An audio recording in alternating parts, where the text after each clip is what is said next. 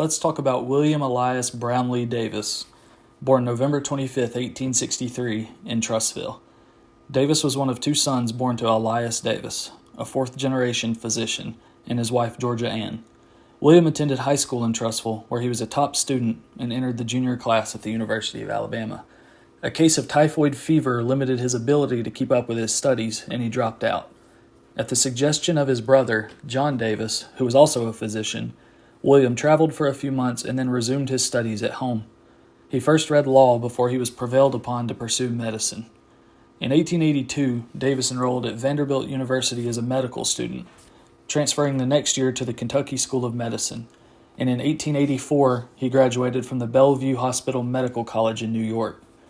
After that, he returned to Birmingham and entered into a partnership with his brother. In 1886, he was elected treasurer of the Jefferson County Medical Society and helped found the Alabama Surgical and Gynecological Association, where he served as secretary and chair of the publishing committee. In 1887, Davis traveled to Europe to attend surgical clinics in London, Berlin, and Vienna. Upon his return, he determined to expand the Alabama Association into the Southern Surgical Association by inviting membership to physicians across the South. He continued to serve the larger group as secretary.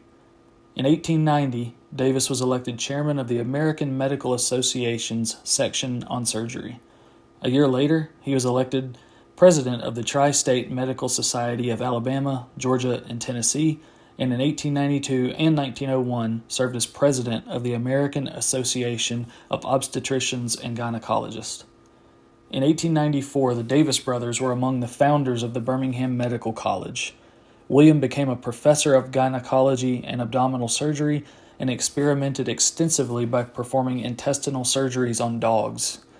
He also wrote on public health topics such as the provision of charity hospitals, the control of municipal water supplies, and the medical profession's duties to the public.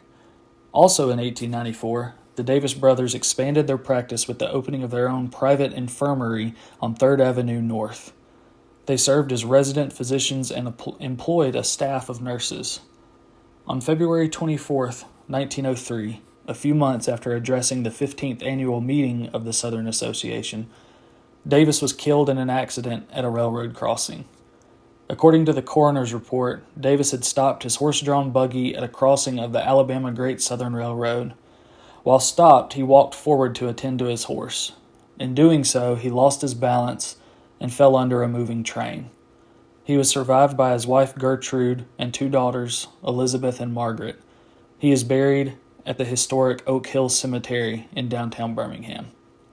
At its December 1904 meeting, the Southern Association dedicated a heroic bronze statue of Davis, commissioned from Giuseppe Moretti, who had recently completed the monumental Vulcan statue.